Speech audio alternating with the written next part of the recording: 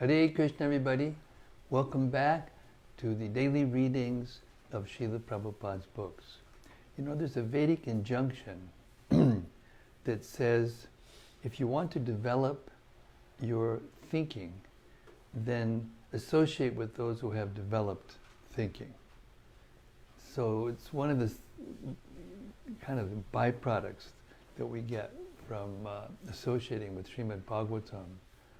We get to associate with persons with the most elevated thinking power, and gives us an opportunity to see things in a deeper perspective, both within ourselves and the world and everything.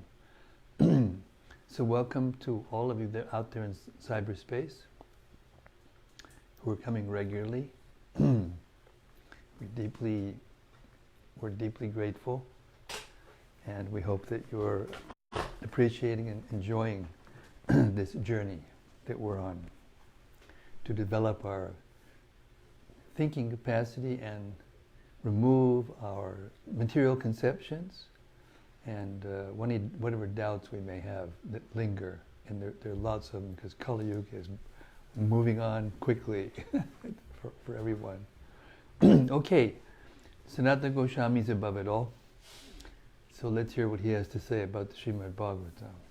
Srimad-Bhagavatam Mahima Stotram. And it goes like this.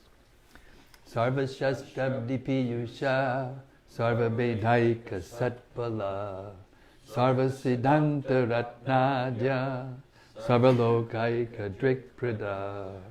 O nectar from the ocean of all scriptures, singular fruit of all the Vedas, rich mine of the precious gems of all conclusive truths, you are the only giver of sight to all the worlds. Sarva Bhagavata Prana Srimad Bhagavata Prabho Kalidwan Doditaditya Sri Krishna Parivartita. O life air of all the Supreme Lord's devotees, O Master Srimad Bhagavatam, you are the sun risen in the darkness of Kali. You are the exact image of Sri Krishna. Paramananda Pataya Prema Varshakshadayate Sarvada Sarvasevyaya Sri Krishnaya Namostume. I bow down to you, who are supremely blissful to read. Your every syllable pours down a flood of prema. You can always be served by everyone. You are Sri Krishna himself. Madeka Mando Matsangin Madguro Man Mahadana Manistadaka Madbhagya Mad Ananda Namostute. My only friend, my constant companion, my spiritual master, my great wealth, my savior, my good fortune, my source of ecstasy, I bow down to you.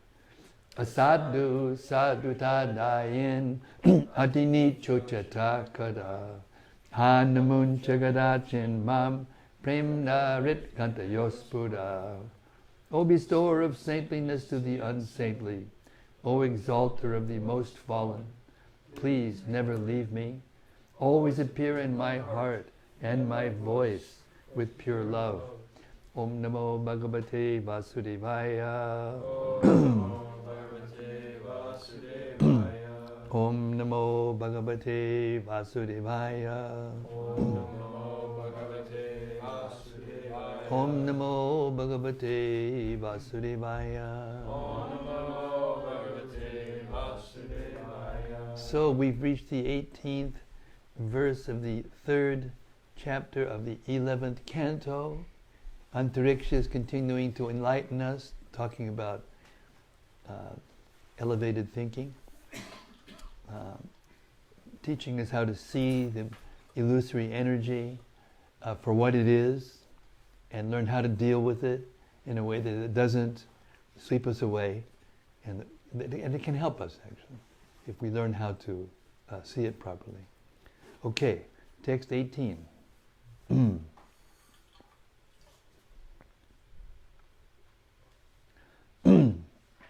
Srila Prabhupada said, accepting the roles of male and female in human society.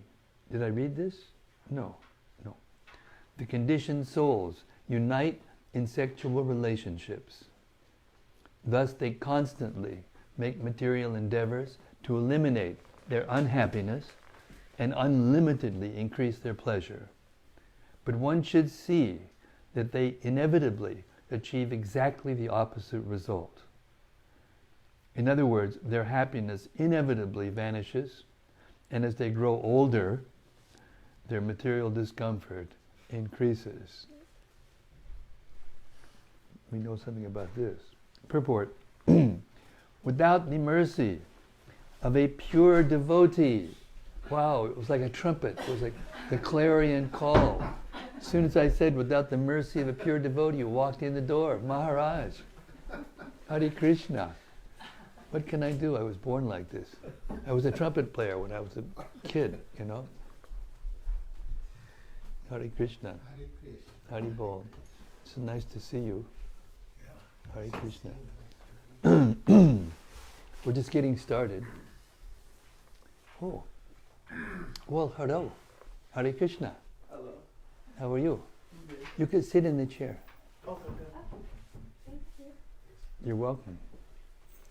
Your names? My name's Caleb. Caleb. And? My name's Ava. Deva? Ava. Oh, Ava. I was going to say David. That would be a good. Ava's almost there. Almost there. You're almost divine. Just one more letter and you're divine. Yeah. Hang out here and you get a few more letters and you get beyond divine. Oh, okay. Oh, yeah. Welcome aboard. Thank you for coming. We're reading a very, very deep book. It's teaching us how to see the world through spiritual knowledge. Yeah. And by doing that, our material conceptions we become relieved from our material conceptions, and our spiritual being, which is actually different than the body, becomes awakened. It's kind of like a transcendental alarm clock. We're all spiritually spiritual. All of us. And we forget that when we're in a material body. So these books teach us how to see that truth in the deepest possible way so that we can actually find our way through the material conceptions to the actual spiritual conception. And when we leave our bodies, and everybody's going to leave their bodies without doubt, we can go find our way to the spiritual realm where we no longer have to take birth. We no longer have to be diseased. We no longer have to get old. We no longer have to take birth. That's what this place is about. So brace yourself, buckle up, let's go. All right?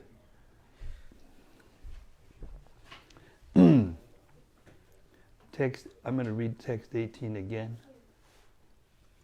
Well, we'll read from 19. Purport. Yeah, we're doing the purport. Yeah, we finished the without the mercy of a pure devotee. Maharaj walked in just when I said without the mercy of a pure devotee. So, Hare Krishna. Krishna directed us. Purport. Without the mercy of a pure devotee, it is exceedingly difficult to free oneself from the bodily concept of life, which is the illusory basis of sexual attraction. Text 18. Wealth is a perpetual source of distress. It is most difficult to acquire. It is virtual death for the soul. Therefore, what satisfaction does one actually gain from his wealth? Similarly, how can one enjoy any genuine happiness from those things that are gained or maintained by one's hard-earned money, such as home, children, relatives, and domestic animals, since they are all temporary?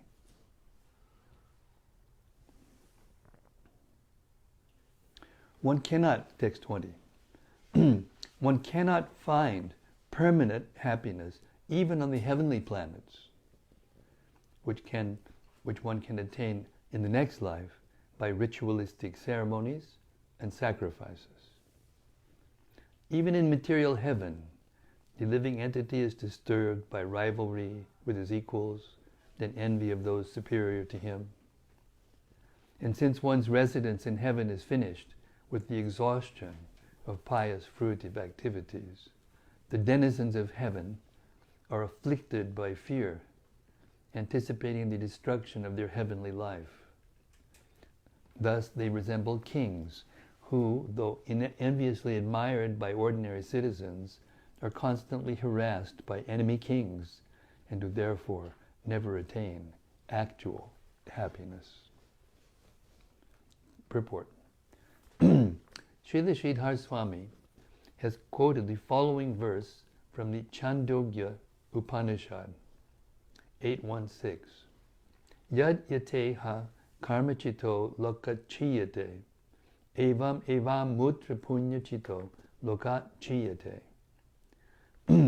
One's present status of material pleasure, the result of one's previous work, will eventually be vanquished by time. Similarly, although by executing pious activities one will be elevated to a higher status in the next life, that future situation will also be vanquished. The basis of material enjoyment is the particular body one has acquired. The material body is karma chitta, the accumulated result of one's previous material activities.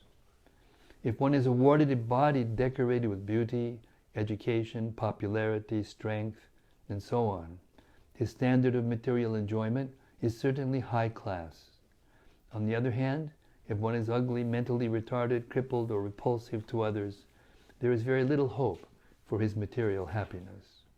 In both cases, however, the situation is flickering and temporary. One who has acquired an attractive body should not rejoice, since death will quickly bring an end to such an intoxicating situation.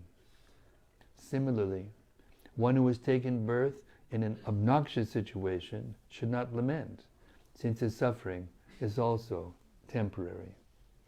The beautiful man and the ugly woman, the beautiful man and the ugly man, the rich and the poor, the educated and the foolish, should all endeavor to become Krishna conscious, so that they can be elevated to their eternal constitutional situation, which is to reside in the planets beyond this material universe. Originally, every living entity is unimaginably beautiful, intelligent, wealthy, and so strong that his spiritual body lives forever. But we foolishly give up this eternal blissful situation because we are unwilling to meet the condition for eternal life. The condition is that we should be a lover of the Supreme Personality of Godhead, Krishna.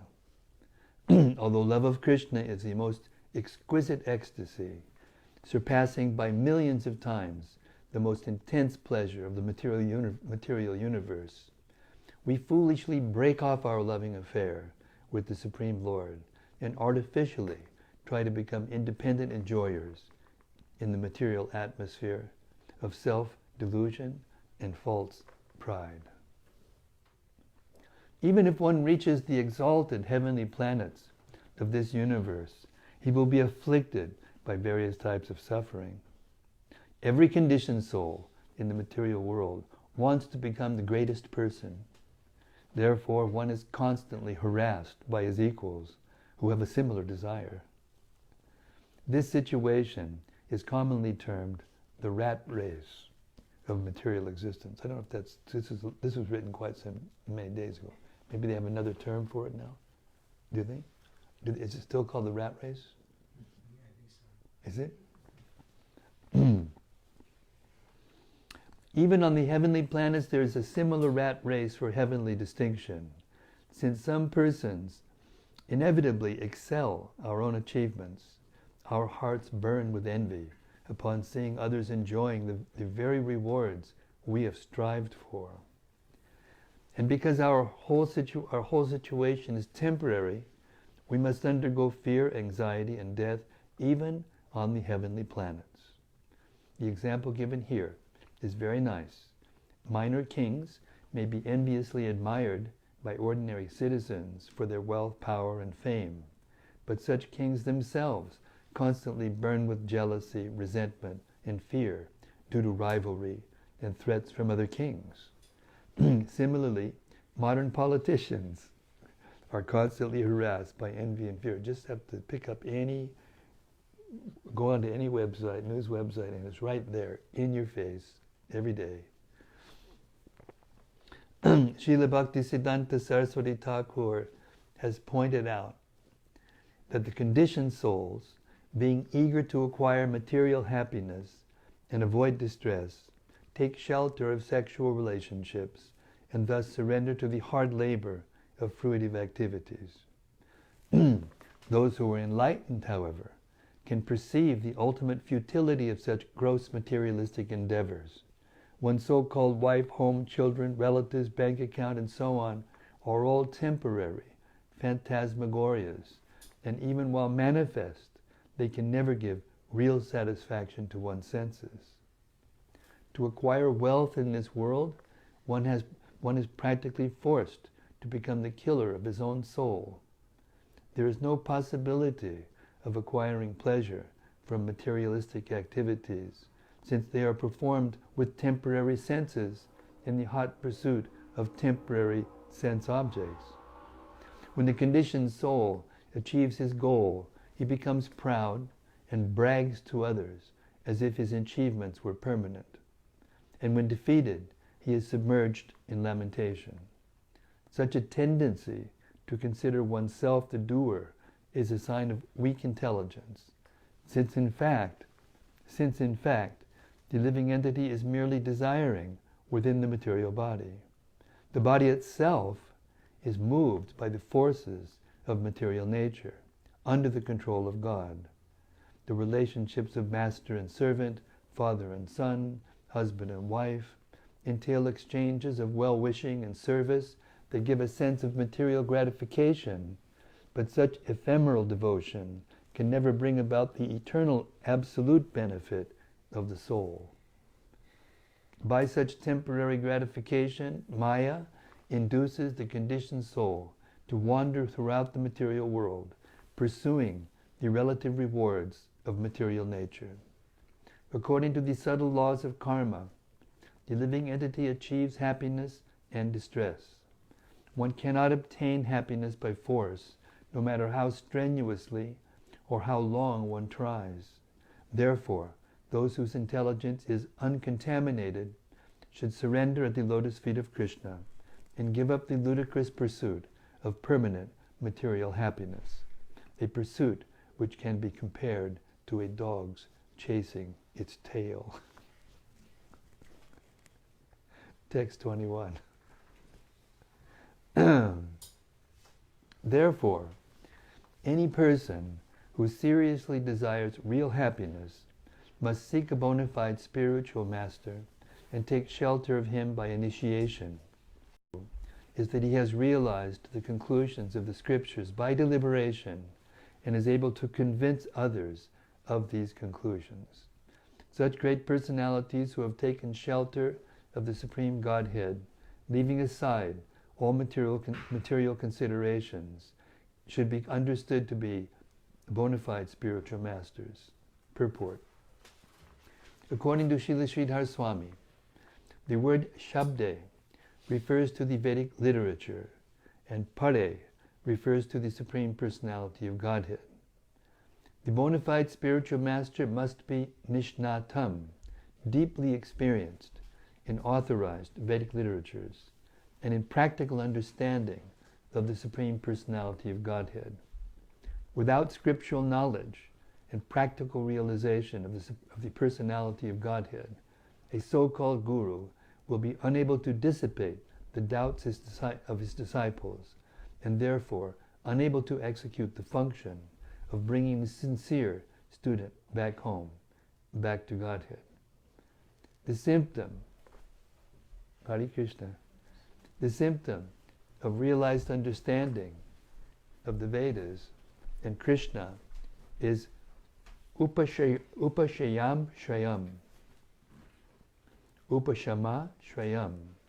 In other words, the bona fide spiritual master is one who has retired from the glittering illusions of materialistic society, friendship, and love. Within the material world, one is certainly attracted to becoming a great intellectual, a powerful politician, the loving father of many beautiful and affectionate little children, a most honored welfare worker, or a highly admired and successful businessman. But none of these material positions have a permanent basis, nor do they afford permanent happiness, because they are all based on the primary understanding by which one identifies himself with the material body. Anyone can readily experience that he is not the body, but consciousness. Even if one loses a limb of his body, he does not cease to exist as a conscious entity. Ultimately, the entire body is lost at the time of death, and the living entity acquires a new body. The preliminary understanding of one's identity as consciousness is called self-realization. But beyond this elementary knowledge is the elaborate subject matter of how the soul came to exist within the cycle of 8,400,000 species of life. And if the living entity is not the material body, but consciousness, he must ultimately have an original status on a higher platform. Punishment implies reward also. A powerful man who can punish is also able to reward. Therefore, the existence of punishment for the living being who is forced to take a miserable material body, subject to birth, old age, disease, and death, also logically implies the existence of a reward for him. Although we mistakenly consider material sense gratification the ultimate reward of life, material happiness is actually another type of punishment, since it entices one to continue rotating in the cycle of birth and death. In the Western countries, violent prisoners are placed in solitary confinement, whereas well-behaved prisoners are sometimes allowed to work in the warden's office or library as reward. But any position in prison is ultimately a punishment. Similarly, the existence of higher and lower categories of material sense gratification does not explain the living entity's ultimate reward, which must constitute the natural antithesis of the punishment of material existence. That actual reward is an eternal life of bliss and knowledge in the kingdom of God, where there is no punishment. The kingdom of God is Vaikuntha, or unconditional pleasure. There is no punishment in the spiritual world. It is a place of ever-increasing pleasure. A bona fide spiritual master is one who is expert in all these subject matters, not by his personal imagination or speculation, but by mature understanding of the authorized Vedic literatures, which are the literary manifestation of the causeless mercy of God. The Lord says in the Bhagavad Gita 9.3, Ashadadana Purusha Dharmasyasya Parantapa Aprapyamam Nivartante Mrityusang Sardavartmani. Those who are not faithful on the path of devotional service cannot attain me, O conqueror of foes, but return to birth and death in this material world. Therefore, the spiritual master must awaken the disciple to the eternal existence of devotional service. The example may be given that in the early morning, a mother may enter her child's room to wake him up so that he can attend school. The child does not want to get up, but the loving mother forces him to get up and sends him off to school to be educated. Similarly, the bona fide spiritual master awakens the sleeping soul and sends him to the Gurukula, or the ashram of the spiritual master, where he can be trained in perfect knowledge. If the disciple has doubts about the value of Krishna consciousness, the bona fide spiritual master must dissipate those doubts by superior knowledge. One who himself doubts the authority of Krishna or Vedic knowledge cannot become a bona fide spiritual master. On the other hand, kiba vipra, kiba nyasi, shudra kenanoi, ye Krishna tattva veta, seguru hoy. Any human being from any social or economic status can become a bona fide spiritual master if he knows the science of Krishna. Sri Chaitanya Mahaprabhu said, Yarideka tarikaha Krishna upadesh, amara agyaya guru hai taridesh. Instruct everyone to follow the orders of Lord Sri Krishna as they are given in the Bhagavad Gita and Srimad-Bhagavatam. In this way become a spiritual master and try to liberate everyone in this land. C.C. Madhya 7, 128. Only by the order and authority of the Supreme Lord can one become a spiritual master, not by one's own so-called erudition. The duty of the bona fide guru is to connect the disciple to Krishna. A scholar or meditator has no potency to connect another living being with Krishna if that scholar or meditator himself is not connected with Krishna. Although many sports fans attend gymnastic competitions and applaud at the exhibition of difficult calisthenic feats, the Supreme Personality of Godhead is not such a gymnastic spectator, and he does not applaud the calisthenics exhibited by foolish persons in the name of yoga.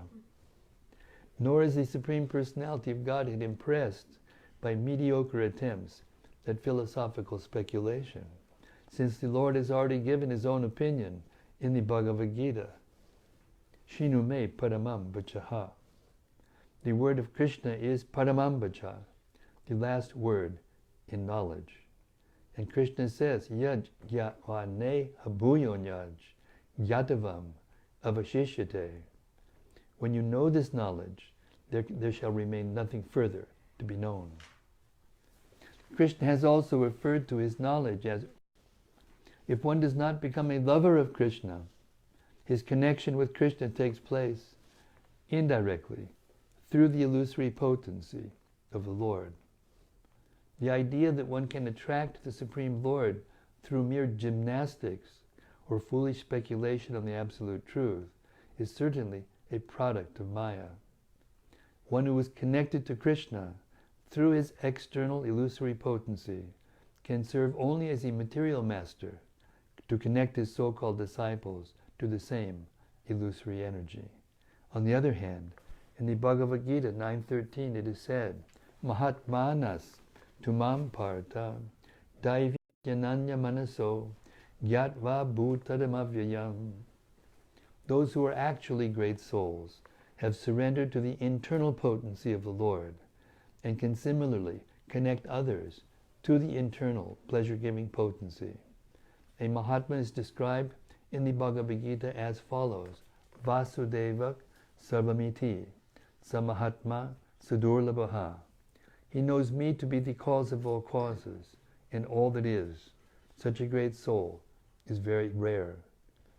It is to such a spiritual master who has reached the mature understanding that Vasudeva is everything that one must surrender. According to Sri Narada Muni, Yo Bidvan Sa Gurur Hari. Such a great soul is to be considered the external manifestation of Krishna himself. Krishna states this also. Acharyam mam vijaniyan navamanyet karachit namartya buddhya suyeta sarvadeva mayo guruhu. One should know the Acharya to be myself and never disrespect him in any way. One should not envy him, thinking him an ordinary man, for he is the representative of all the demigods. Bhagavatam 11, 17, 27. According to Srila Vishwanath Chakravarti Thakur, If a spiritual master cannot destroy his disciples' doubts by superior knowledge, the disciple will gradually become despondent in spiritual life. Because a bogus guru cannot actually give Krishna to the disciple according to the principle of rasa bharjam raso pyasya, the disciple will again become attracted to material happiness, not having achieved the bliss of Krishna's association. Such a weak disciple of a weak spiritual master will gradually become hopeless and discouraged in his attempt at self-realization, and will again become fascinated by the temptations of illusion, such as women, money, and so-called intellectuality based on speculation and imagination. Further symptoms of the bona fide spiritual master are given in the Upadeshamrita 1 as follows. Vaish, Hare Krishna, wish you were here. Wish you were here. That's my best friend. Yes, Hare Krishna. I'm always seeking out his association and always giving me mercy. The Vaishnavas give mercy. Thanks, Vaish. Vacho vegam, manasak kroda vegam, jiva vegam, udaropasta vegam, etan vegan, yo vishaheta dira, sarvam apiman, pritibim sasishad. A sober person who can tolerate the urge to speak, the mind's demands, the actions of anger, and the urges of the tongue, belly, and genitals, is qualified to make disciples all over the world. Srila Vishwanath Chakravarti Thakur has stated, Upashangya Shayam Krodha Lobhadyashvi Bhutam. A bona fide spiritual master cannot be under the control of ordinary anger, greed, and lust. According to Srila Bhaktisiddhanta Saraswati Thakur, one who has understood the futility of material existence can approach a bona fide spiritual master. In the two previous verses, the futility of earthly and heavenly sense gratification has been described. Now, the natural conclusion is that one who has understood this should approach a bona fide spiritual master. The bona fide spiritual master broadcasts the sound vibration from the spiritual planets called Vaikuntha. The inhabitants of the spiritual planets, headed by the Supreme Personality of Godhead Himself, are certainly not deaf to transcendental bliss and knowledge. And the bona fide spiritual master can transmit this sound vibration of bliss and knowledge to his disciple. Just as a radio broadcasts mundane news, the bona fide guru broadcasts the news from Vaikuntha. This is confirmed by Narottam Das Thakur. Golokera Premadana, Harinama Sankirtana. The spiritual master also transmits to the disciple the holy name of Krishna, which is non-different from Krishna. He informs his disciple that every living entity is qualitatively one with the Supreme Lord, but quantitatively different, and thus engages the disciple in the loving service of the Lord. Because the living entity is qualitatively one with the Lord and is part of Him, there is an eternal loving relationship between them. And because the living entity is quantitatively different, that relationship is eternally one of suffering. To accept a bona fide, highly qualified guru, if one maintains a taste for fruitive activities or mental speculation, one's advancement will be checked. But if a serious student surrenders to a bona fide spiritual master, there is absolutely no impediment to the transmission of perfect knowledge and bliss in the devotional service of the Lord.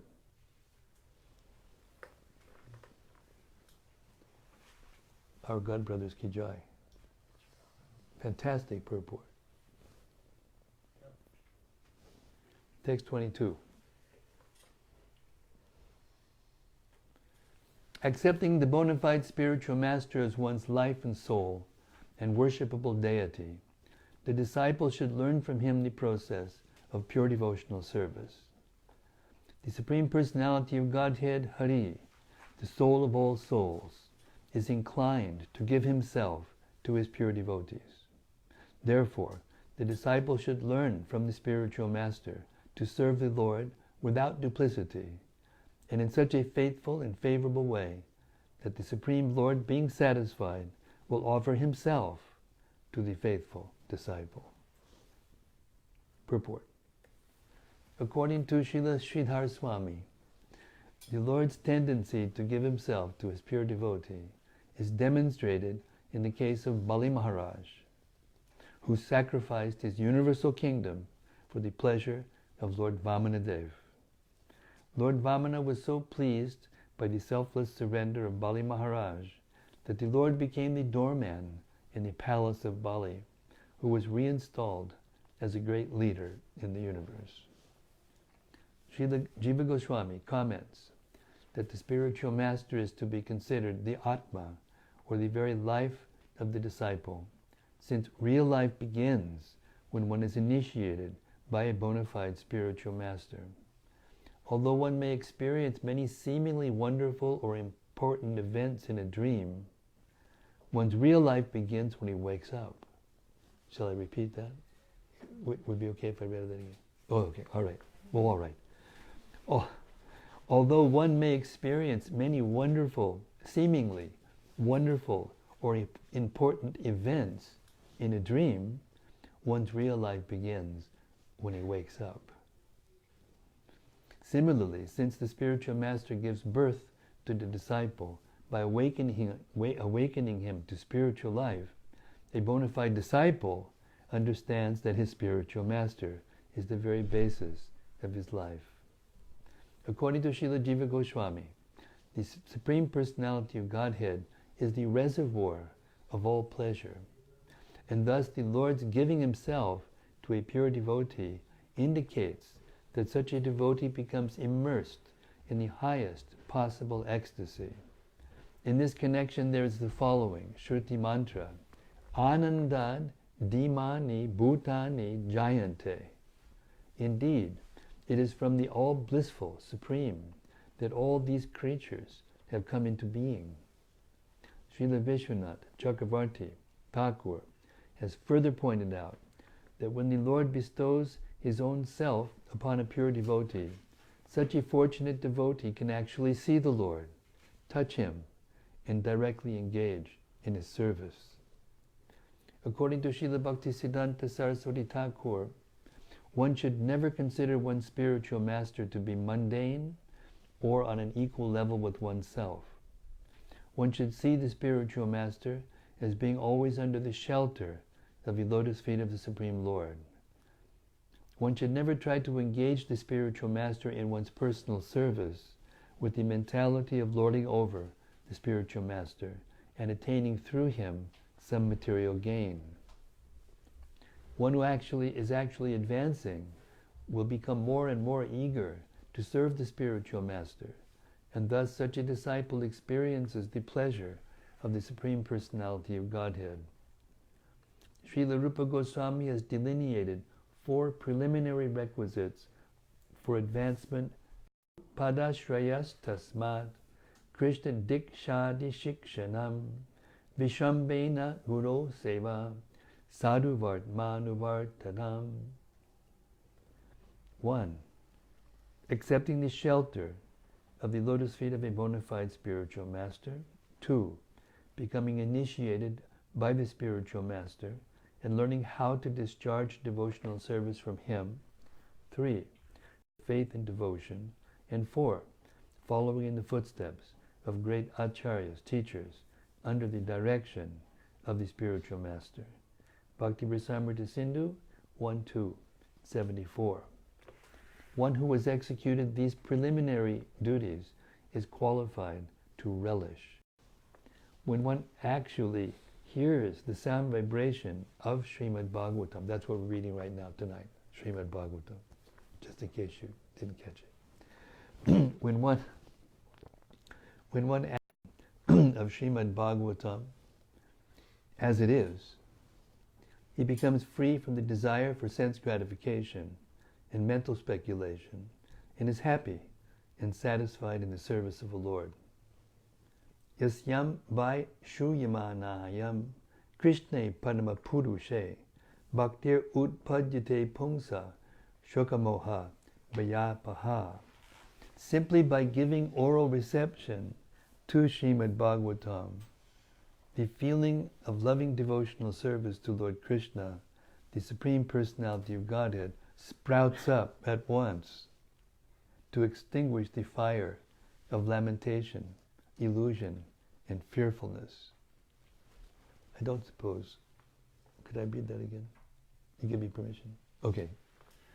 Simply by giving oral reception to the Srimad Bhagavatam, the feeling of loving devotional service to Lord Krishna, the Supreme Personality of Godhead, sprouts up at once to extinguish the fire of lamentation, illusion, and fearfulness. Srimad Bhagavatam 177. One should hear Srimad Bhagavatam from a bona fide spiritual master who can expertly engage the propensity for loving Krishna that arises from hearing the transcendental sound of the Bhagavatam. Such a transcendental, authorized engagement is called Bhagavata Dharma. Within the International Society for Krishna Consciousness, there are many thousands of authorized engagements pertaining to the Society's missionary activities. And by hearing the Srimad Bhagavatam and performing such engagements, the Society's members feel relief from shoka, lamentation, and moha, illusion, and bhaya, fear.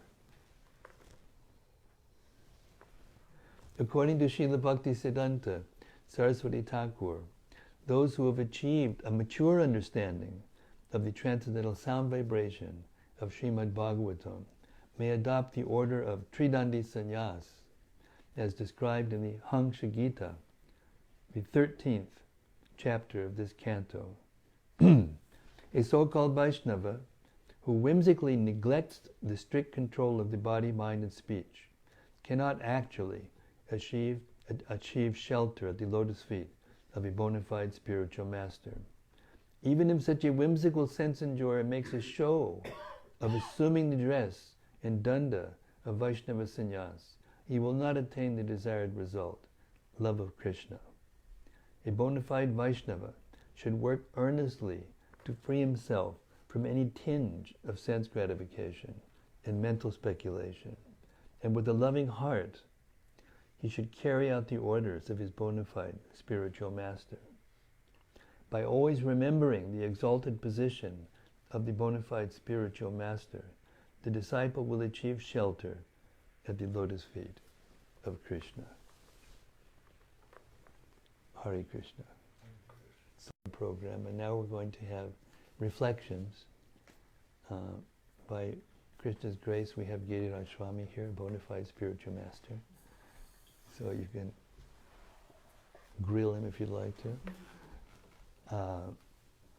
Or if you have reflection yourself from what you've just heard, or desire to have further discussion about anything that you heard, or question, as they say, be our guest. Hare Krishna. We have a moving mic. It's called our open mic program. So here we go.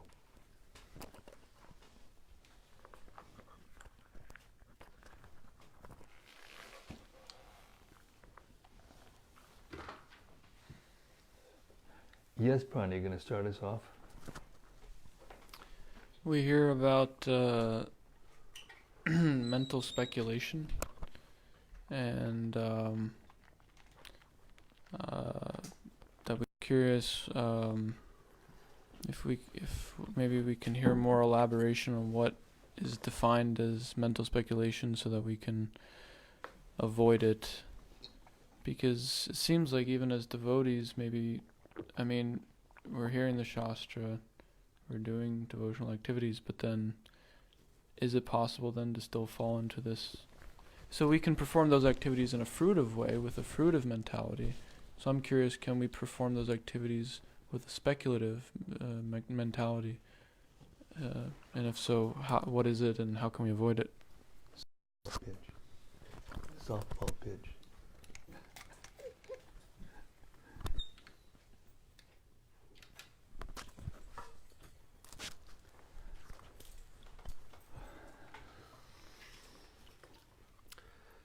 Sadhu Shastra Guru Vakya Chitete Korya Aikya. One should accept the rulings of Sadhu, Shastra, and Guru. Shastra is the central point, and Sadhu lives according to Shastra, and Guru also lives according to Shastra and teaches the same principles. So we should always be guided and conducted by these three authorities. And not to be guided and directed by them is mental speculation.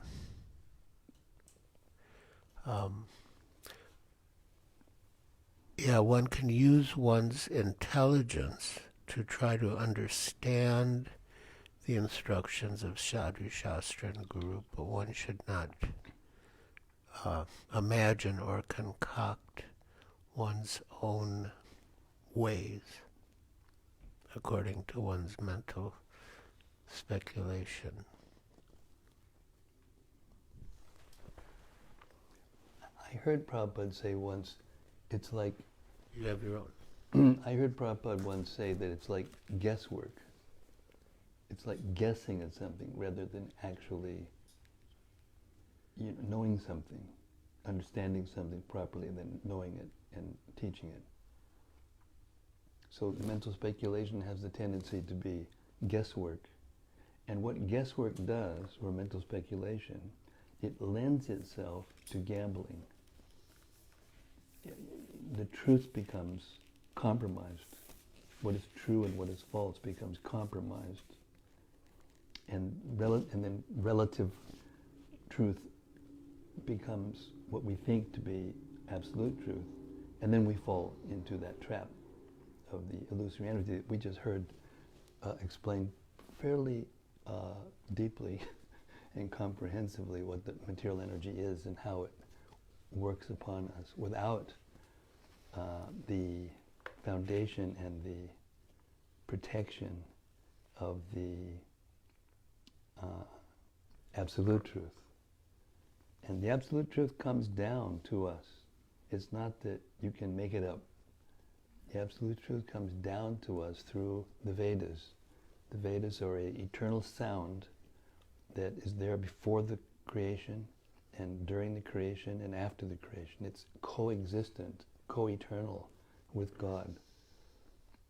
In the Gita, Krishna says, Vedaishcha sarvam aham eva vedyo, Vedanta krit vedavid eva jaham. He doesn't say that he's the author of the Vedas. He's the author of the Vedanta Sutra, Vedanta krit. He Vyasadeva, his literary incarnation, Vyasadeva, compiled the Vedanta Sutra. But he's the Vedavid. He's a knower of the Veda. He's not the author of the Veda. We can say, in a sense, it comes from him, because everything comes from Krishna. But that sound, the communication of that sound, the descending sound that's connected, the current of that sound, gives us the force to wake up and speculating about what is true and what is not true. So until we've met, therefore Krishna emphasizes at the end of the Gita, Sarvadharma Parityajya.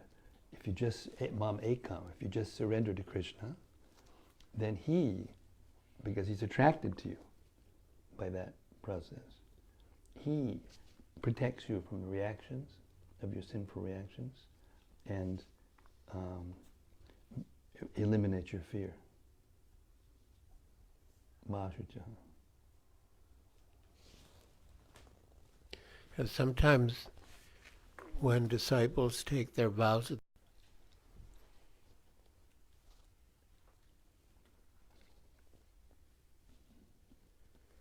just one point about wealth. Mm.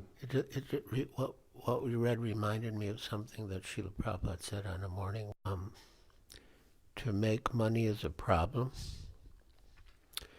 To keep the money is also a problem. And when you lose it, that's also a problem.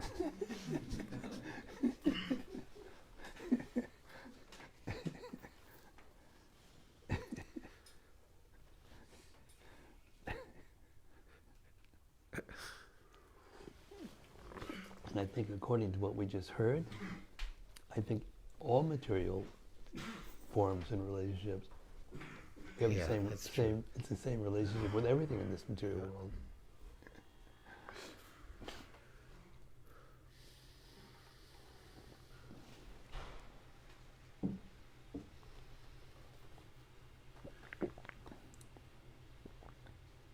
Honest John, without coughing, but I saw him writing something down. He was going to say something or ask something. He'll come back, I'm sure.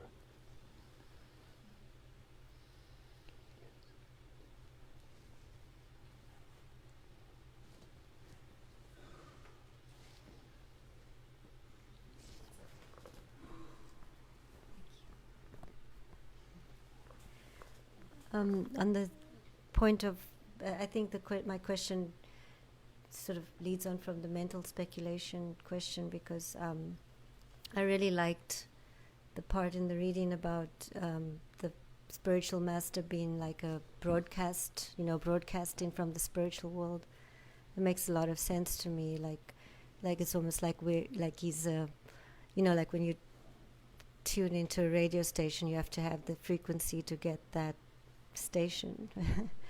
And the spiritual master would be in alignment with that. So my question is, how much access do we have not on that platform? I mean, how to get more tuned in, and how much access can I have on that level, on my level, my level, to that kind of broadcast? I think she's initiated. She's initiated. I think that's your question. Sorry. So, can you? But you have to take. You have to take the mic. Way, You have to take. Oh, sorry. repeat the question. Yes, 16.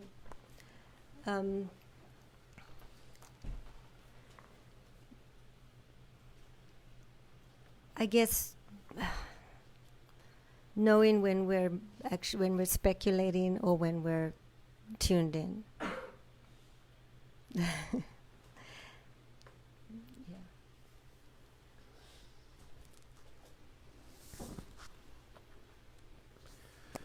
Well, absolute knowledge descends from the spiritual world through parampara, and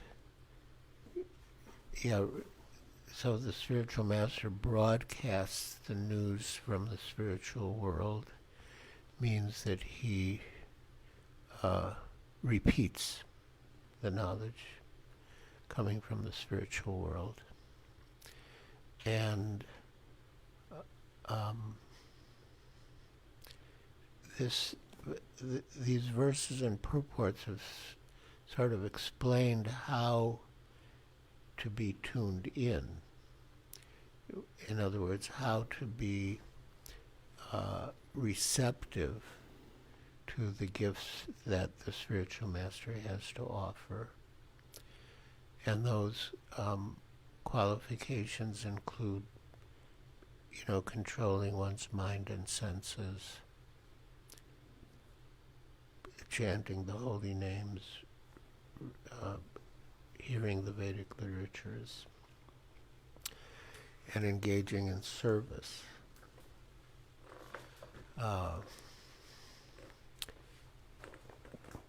Although the purport quoted a lot of verses about the spiritual master. There's another one in the Bhagavad Gita. Tadvidi pranipatena pariprashnena sevya upadekshanti te jnanam jnaninas tattvadarshina. And that verse explains Tadvidi, approach the spiritual master. Tadvidi pranipatena. Pranipatena means like to offer obeisances or surrender. Tadvidi pranipatena pariprashnena, to ask questions. That's also in those first 4 items of Rupa Goswami's, to inquire. And sevaya, to offer service. And in the purport to that verse, Srila Prabhupada says that one must be able to pass the test of the spiritual master, and when the spiritual master sees that the disciple is sincerely inquisitive, he will bless the disciple with genuine spiritual understanding. So that's a very, important point. Very important point. As we've been hearing, it's not an intellectual matter. But the spiritual master blesses the disciple with genuine spiritual understanding in consideration of the disciple's sincere service and surrender.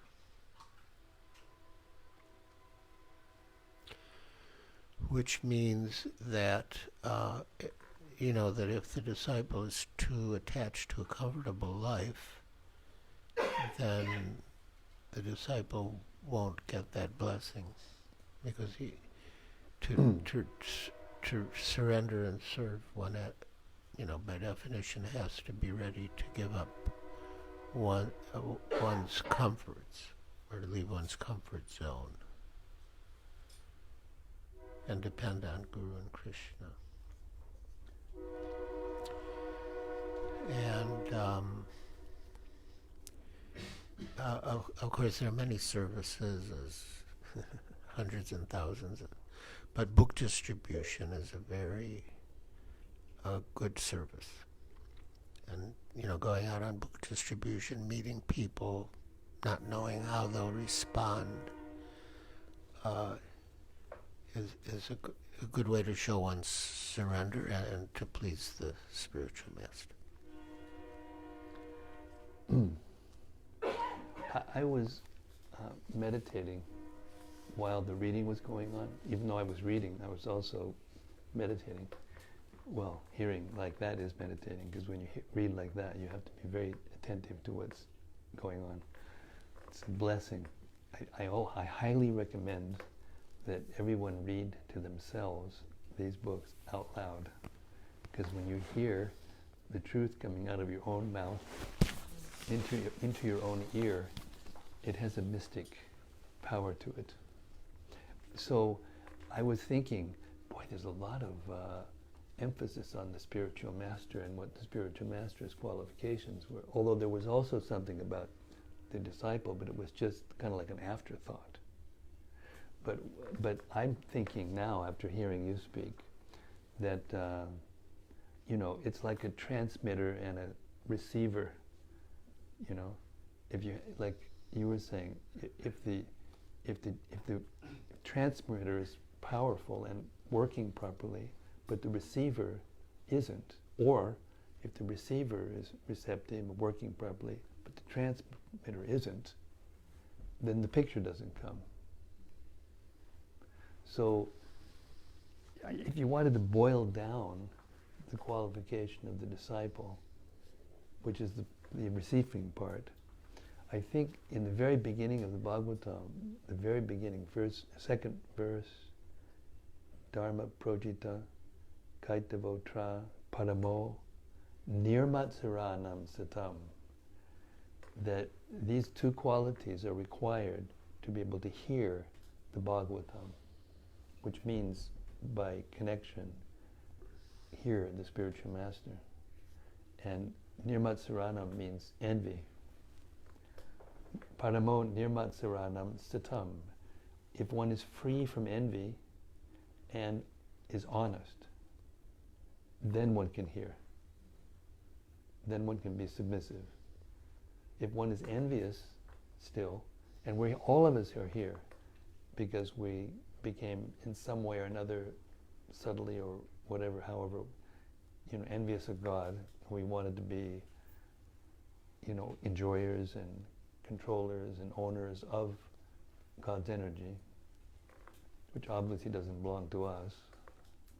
Otherwise we could keep it. Then, as long as we have that tendency, and that means before surrender, the process of surrender, it partly means to give up that envy.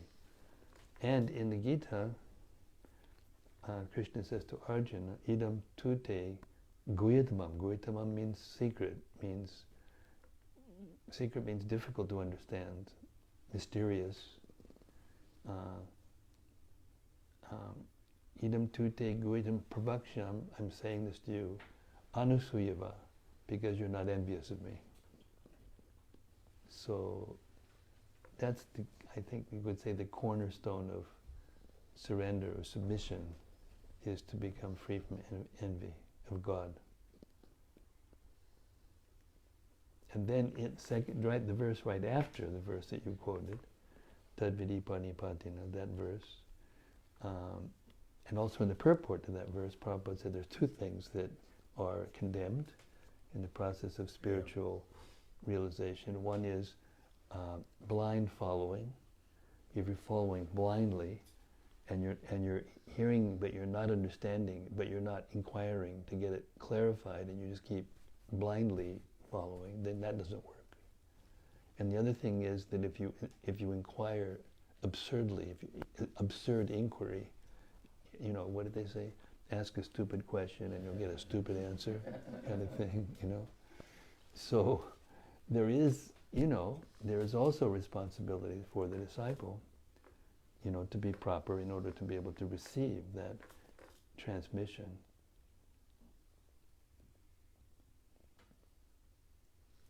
Please forgive me. Can you repeat your statement about comfort zone? I was not able to type very fast. That to surrender to the spiritual master and serve the spiritual master, one has to be prepared to leave one's comfort zone.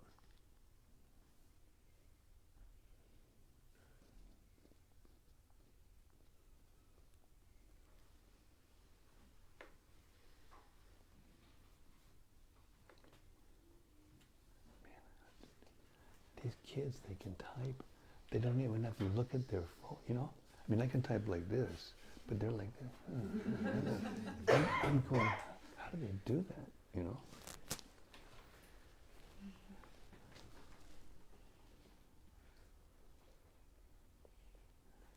Does the statement need elaboration? The highlighted statement.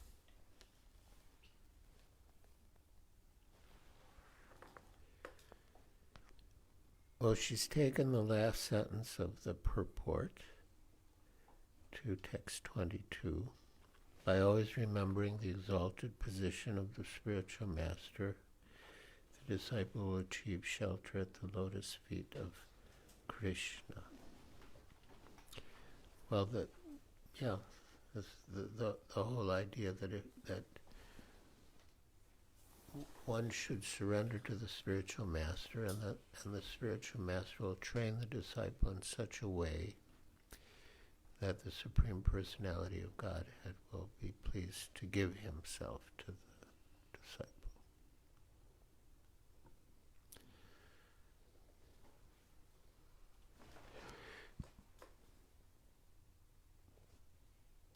There's one very instructive story. It'll take maybe a few minutes to tell. Oh, Maharaj, you can take as many minutes as you like. So we were in Madras, with Srila Prabhupada. And I had been cultivating the Chief Justice of the Supreme Court of Madras. And he had arranged a program for Srila Prabhupada at a grounds near his home and invited like all the High Court justices and advocates and solicitors. Then after the program, we went to the Chief Justice's home. And he gave Srila Prabhupada some nice presentation, like a sandalwood garland and like a little silver figurine of Krishna.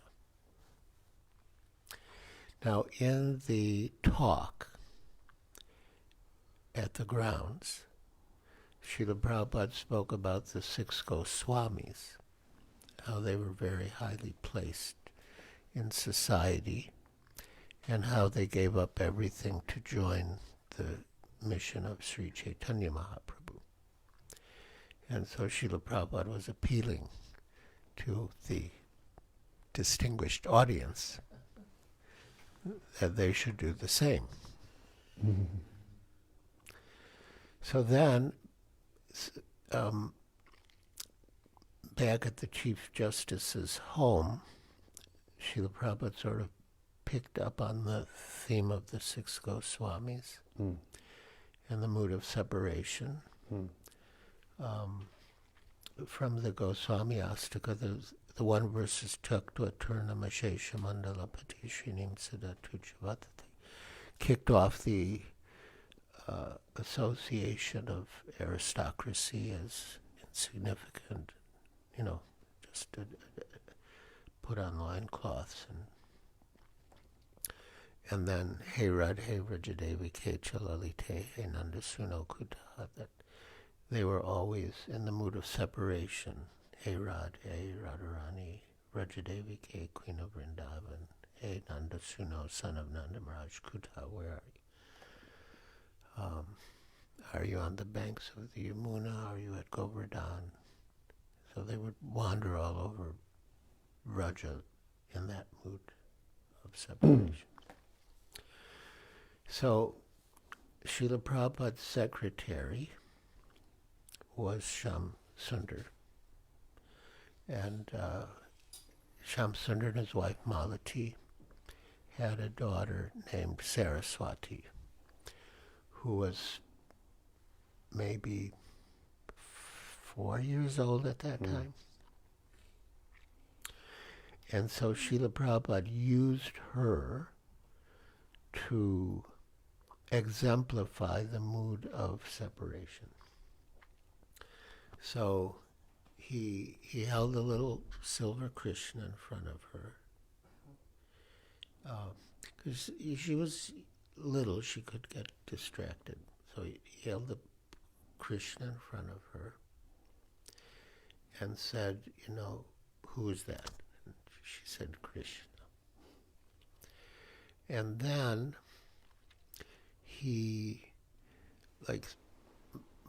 moved that figurine of Krishna behind his back. And then he said, Saraswati, where is Krishna? And she became very alarmed, where is Krishna? She's looking all over the room. Where is Krishna? She's in that mood, Hey Radhe Vrajadevi. And she couldn't find Krishna. And then, to get her attention fixed again, Srila Prabhupada said, Saraswati, where is Krishna?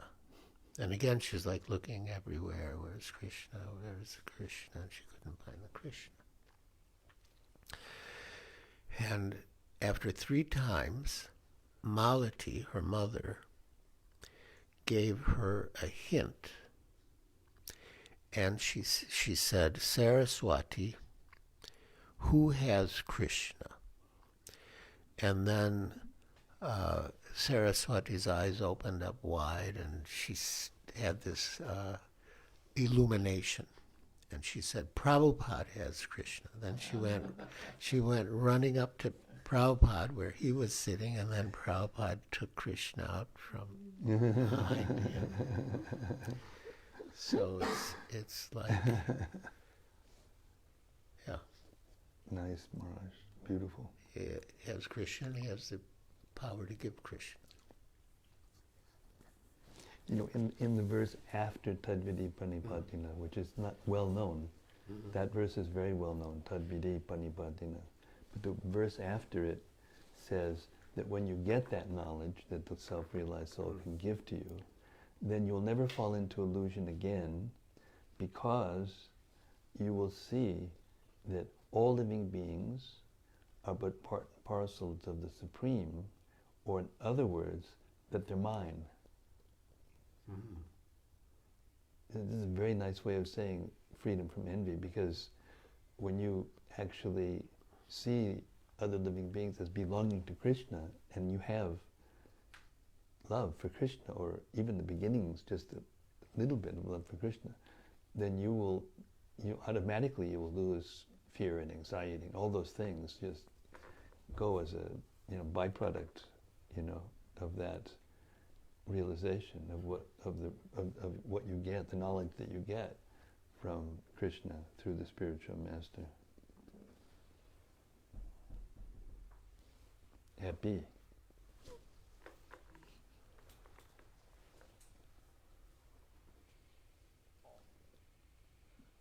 But I wanted to go on to your point a little bit. Like, even Prabhupada said, even if you have a bona fide spiritual master, even if you're getting, the absolute truth in the most powerful way, personally, I don't have any qualification whatsoever, but I try to read every day directly from Srila Prabhupada's books where the nectar is flowing from. He said, still, there's a need for us as disciples, or a receptor, to make conscious effort to understand. The mercy doesn't come just like some kind of electrical charge that comes to you. Bzzz, okay, now you're free, and you don't have any problems anymore, and all that. It's up to the disciple to follow the instructions of the spiritual master. And if we do that, then automatically we gradually, and it's not that you get everything all at once, because that's just not life. That's not the way it is. So we have to be patient, as Rupa Goswami said after that. Those verses also, it says patience and determination, enthusiasm, and all those things.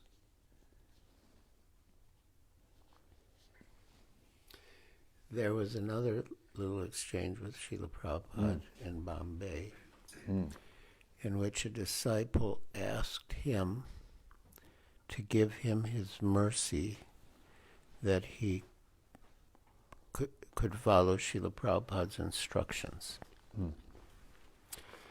And Srila Prabhupada made a look of disapproval or disgust. And he said, it's like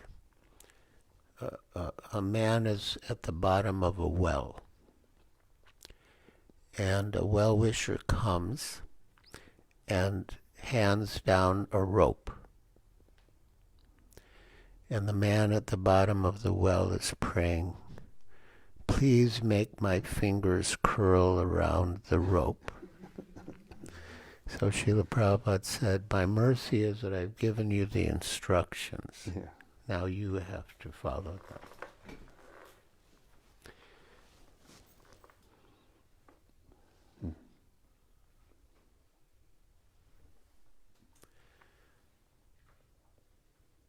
There was another little exchange. One man came to where Srila Prabhupada was staying in Bombay, and he was saying, Swamiji, save me, only you can save me. And Srila Prabhupada replied, "I cannot save you. only you can save yourself. Mm. But I can give you the method by which you can save yourself. So it comes back to the same point that he gives the method, he gives the instructions, but it's up to the student to follow. There's actually a sentence in the Chaitanya Charitamrita in which Prabhupada defines the Bhakti-lata beach, which is what the disciple receives from the spiritual master, and he defines it as the instructions, the following of which one gets Krishna Prema. I once put the sandalwood pulp on Prabhupada's forehead in New York in 1976 when he came for Rath Yatra. And I was normally in the back doing this or that, but I remember very clearly, they made the sandalwood a little bit runny. So, you know how runny sandalwood, it's just like, now what am I going to do, So I just, put all the water on one side and put the pulp on the other side, made sure that I didn't run down into his eyes. And I did it very carefully, like I've always watched them do, from here, don't go over to the tilak, and then from here, don't go over the deal. And I tried to do it my best as I could. I was really trying, I was nervous, And then I kind of stepped back to see how it looked. And Prabhupada looked up, and what I saw was a 5-year-old.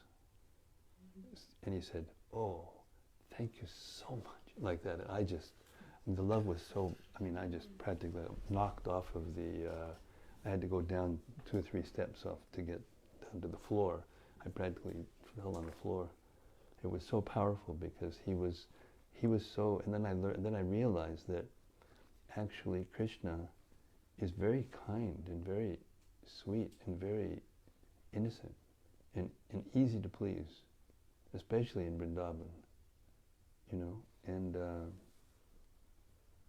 so part of this speculative thing is we start to maybe imagine what Krishna is like. He's God, he's all this and he's all that and he's all this and he's all that. We forget he's also all kind and all merciful and innocent, and he very easily pleased. When you just chant Hare Krishna, even once, sincerely, that's it. You're his from that time on. Then it's just a matter of time.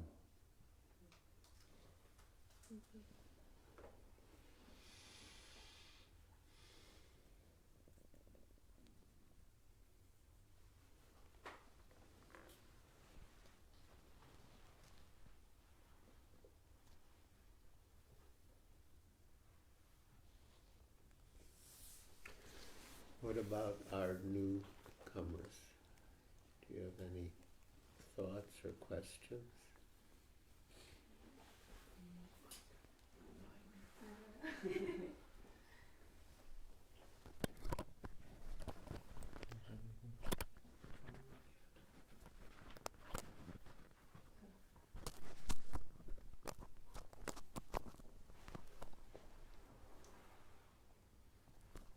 Well, when we were talking about the rat race, I think it was pretty interesting hearing about it because I feel like we all experienced people going through the rat race, and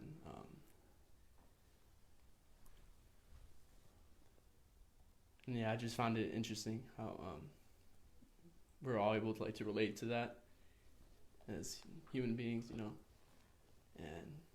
everything's not permanent in this world, and we look for material things to find happiness, but in reality you find it within, and I just found it interesting just talking about it. Thank you very much. That was very profound. That was there's another statement in the Chaitanya Charitamrita. It says, "Essential truth spoken concisely is true eloquence." That was a very eloquent way you just put what we heard, the essence of it. Thank you. And plus, we're really happy that you liked it. Because real happiness comes when you see someone else getting happy from hearing the truth. That gives us the greatest happiness, actually. It's the perfection of what our mom used to teach us. Better to give than to receive.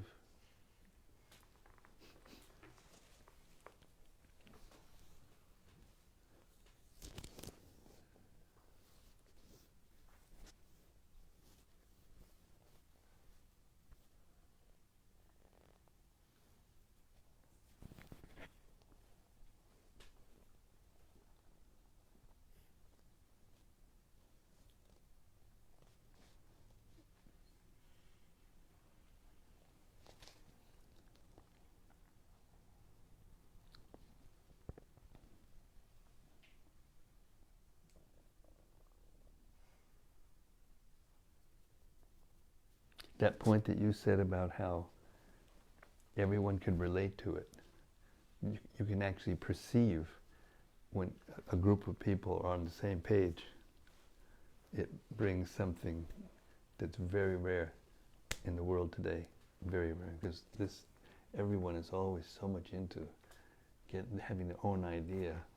Goes to your point also. And when we all get on the same page, then we find out who we are, and that's very pleasing, very satisfying.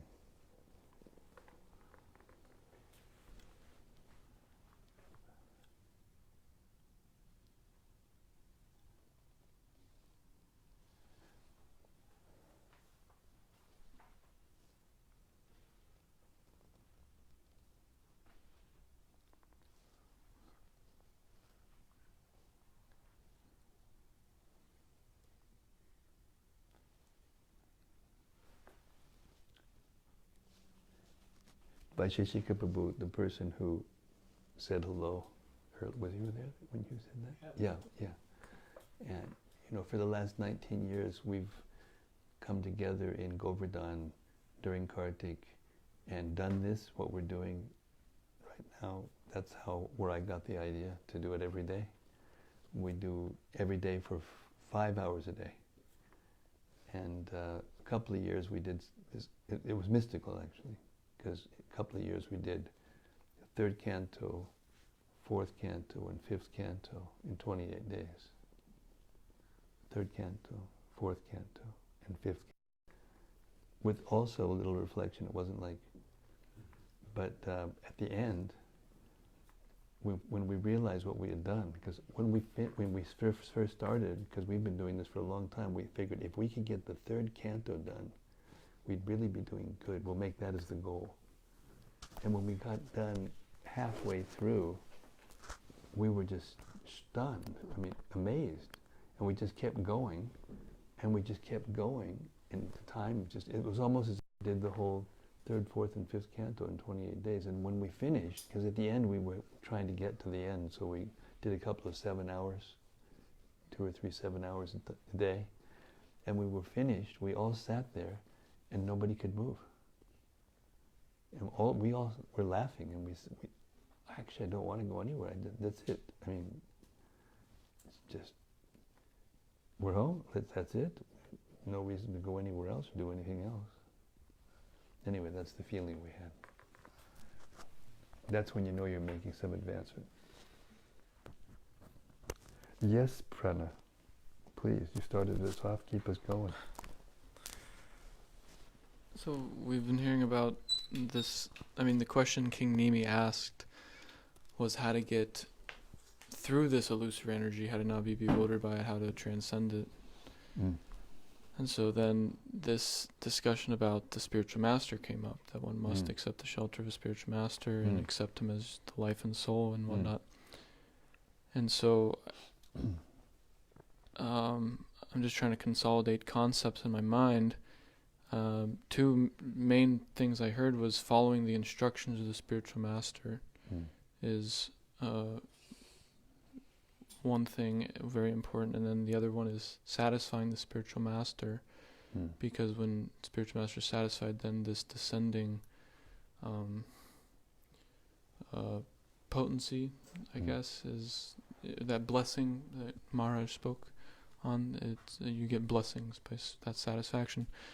And so, I mean, one way that the spiritual master is satisfied is by following the instructions, if I'm correct. And I guess my question now is, what are some of the other ways that one could satisfy the spiritual master?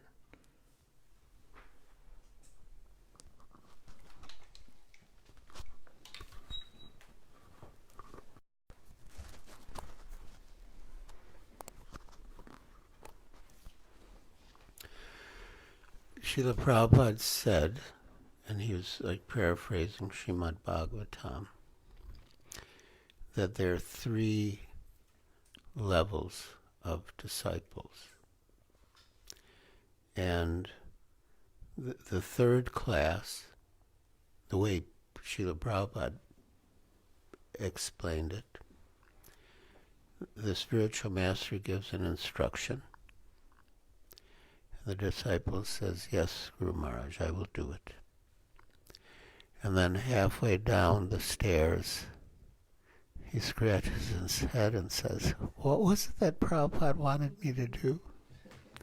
That's like the third class. The second class receives an instruction from the spiritual master and executes it perfectly. And first class knows what the spiritual master wants, even without being told, and does it. So, obviously that requires greater surrender. I had my own little interaction with Srila Prabhupada in which he forced me to surrender more to get an answer. I had come to the Mayapur festival in 1972,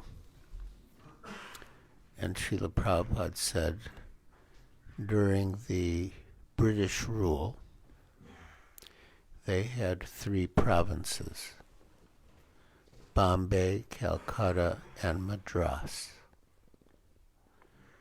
Which do you want? I said, Srila Prabhupada, I'll go wherever you want me to go and I'll do whatever you want me to. He said, no, I want you to decide. And that was a real challenge. So from Mayapur we went to Calcutta. And I would chant in front of the deities and pray to the deities for some guidance. But I couldn't get the answer. Then one day I thought I would trick Srila Prabhupada into disclosing what he wanted me to do. So I went in his room and I said, Srila Prabhupada, I was thinking if I go to Madras, then I gave all the reasons in favor of going to Madras. And in a very neutral tone, without any change of expression, he said, yes, you can go. I said, but then again, I was thinking if I stay in Calcutta, and then I gave the reasons in favor of that, trying to get some response. And the same neutral tone, no change of expression, he said, yes, you can do that. So by then I figured that this was not working. But I was already invested in it, so I played it out to the end, and I said, but then again I was thinking if I go to Bombay, the same thing. Yes, you can do that. So I was in the same position, chanting, praying. And then it actually happened. I don't know how it happened. After Prabhupada left, I got this insight that I should go to Bombay. And then I wrote him. He said, yes, come to Bombay. So this is on the point of knowing what the spiritual master wants without him telling you. I mean, Prabhupada put me, I was dutiful. I would always do what he asked, but he wasn't satisfied with that. He wanted me to go to the next level. And yeah, sometimes the spiritual master, we're thinking of the mercy of the spiritual master in terms of something that's really like an approval, a pat on the head or a positive, But Satsvarup Maharaj once told me this story about how he got the mercy of Prabhupada in a different way. He was his secretary in Vrindavan, and Prabhupada wrote a letter to a very important person, and there was an enclosure, and then at the end it was ENCL, and Satsvarup Maharaj forgot to put the enclosure. So then the person Prabhupada wrote a letter back, where's the enclosure? So he immediately brought Satsvarup Maharaj into the room.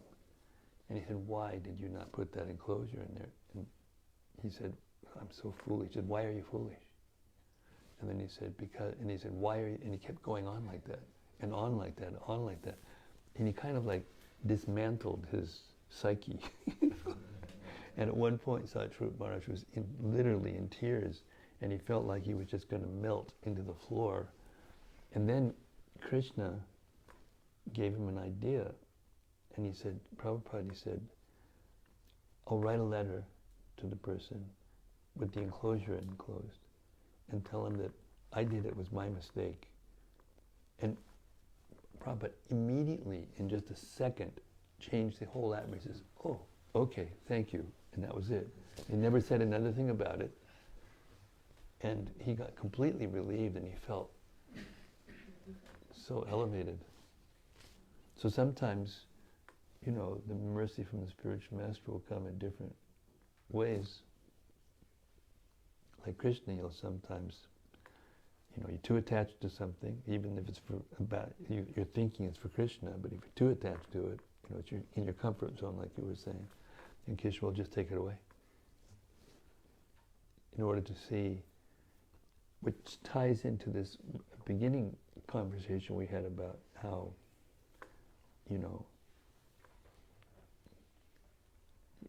is immediate. Who said that immediate? Who brought it up? Yeah, somebody said immediately. It comes immediately, and so immediately is really a relative thing. It takes a blink of Krishna's eye for the whole universe and cosmic kind of creation to happen. One blink of his eye, one out breath of Mahavishnu, and the whole thing, 311 trillion years goes and comes back. So immediately is relative. So, yeah, Krishna wants to see whether or not you're doing it for you or for him. And sometimes we have to learn the hard way when we're conditioned, because we all are conditioned. Otherwise, we wouldn't be here in this material world. And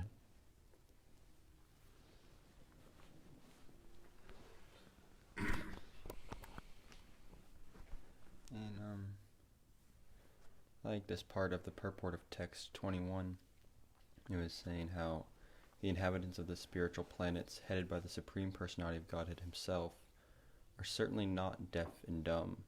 They are in constant communication through unlimited transcendental bliss and knowledge. And it kind of connected to, I was listening to you read Bhagavad Gita, 16th chapter today, and the point came up about how people, when they have the impersonal conception, it's like saying God is deaf and dumb and he doesn't have these things. And also, I was speaking to someone on books. They were they follow Yahweh, they're Christian, and they're speaking how, because he was kind of deriding Krishna's form, saying how we can't actually put a form on him, and it has, because he doesn't have a form in that way, that's why he likes that conception of God, and he was kind of like seeing a separate idea, and saying, it was very kind of offensive, but I just kind of liked that connection and seeing how in real life people were doing these things.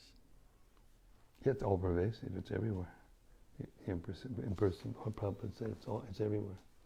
Because Lord Shiva, Krishna told Lord Shiva to come down, as a Brahmin and propound this Mayavad philosophy.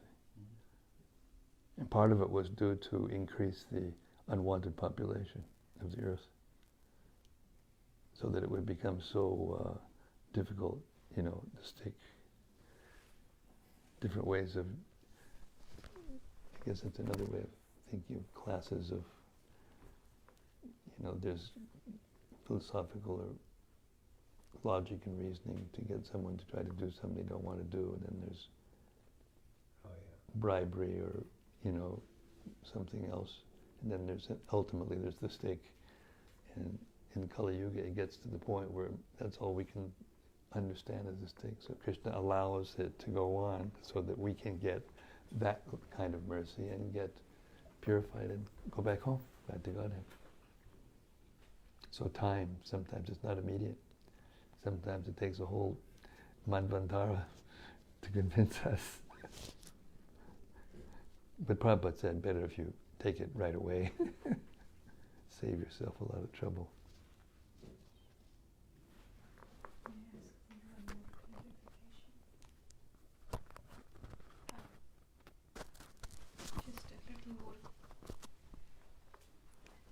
Just a little more clarification on this point of must be able to pass the test of the spiritual master.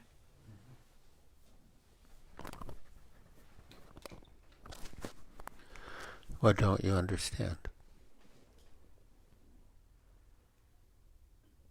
I'm a conditioned material student, so I was given a test every year or every quarterly. So I don't know how to understand it in spiritual realm.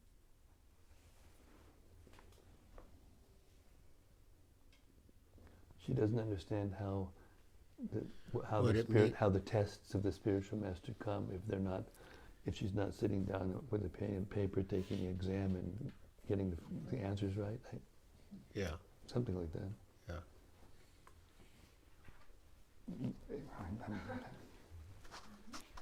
It's your turn. Well, the test is whether you'll obey his instruction or not. And like in regular education, as you progress, the tests become more difficult.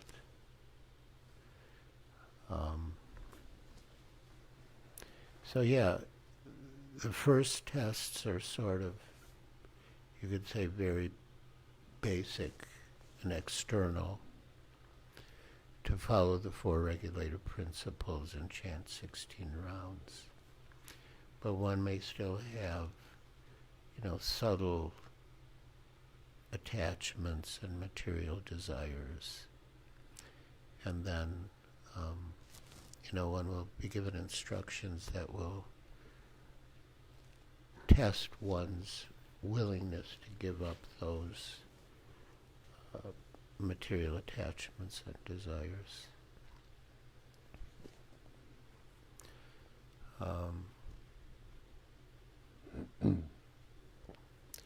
Yeah, because we do service, but we may have some fruitive mentality. We want something in return. I mean, it may not be gross, but it might be subtle, like we want praise or recognition. And, then if we don't get those, we might get discouraged. We might not want to continue our service, or we might continue, but not with the same enthusiasm. But, yeah, it's a process of purification. Like, we give the example that when you make ghee from butter, you put the butter on the fire, and then the impurities come up, and then you wipe them away, and then more impurities come up, you wipe them away, more impurities come up. And then when there's no more impurities, then it's pure ghee. So But it's good if we're aware of our impurities. It's not good if we think that we're perfect. It's not good if we think we're perfect. It's good if we're aware of our faults and can try to progress. It's interesting how the prayers of the most exalted acharyas in our line, especially if they do our long prayer, the beginning prayer is always how they actually feel. And every single one of them, they feel like they're the lowest. So, I mean, this is a little bit, I don't know if it's off the point, but sometimes Rupa Goswami talks about something called shadow attachment.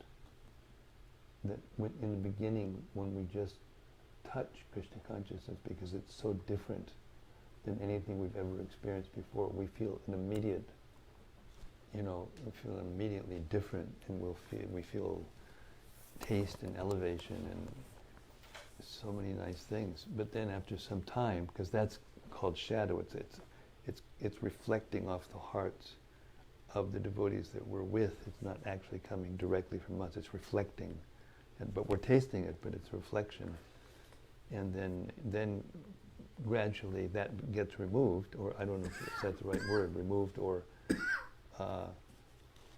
we realize it's not coming from us, and then we don't taste it as strongly, and then we may think, oh, this process doesn't work, or and then we are tested. Krishna's testing us. Are we going to do this for Krishna's thinking, are you doing this for you or for me? And finally, when it's just for him, then he gives everything.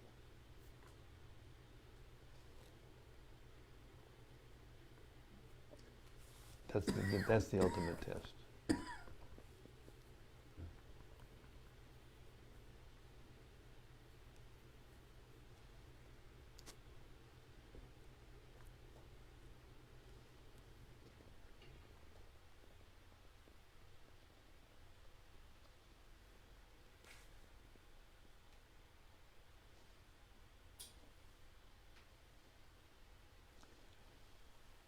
Okay, we're going to stop our reading now and our discussions. Hopefully, everyone enjoyed enough that you can come back for more. And thank you very much, Maharaj, for coming. Pleasure. And elevating our discussion, and especially because you've been with Prabhupada so much and your memory is so good. It really connects us to Prabhupada, and we like that too much. Thank you. Hare Krishna. Thank you very much. We'll see you tomorrow, Sunday, so we're going to have the reading at 4:30 instead of 6 o'clock. So, Hare Krishna, we'll see you all there. Srimad-Bhagavatam ki jai. Gaur Premanandi, Hari Hari Hari Bol. Bol. Same time, 4:30 tomorrow, Central Time. See you then.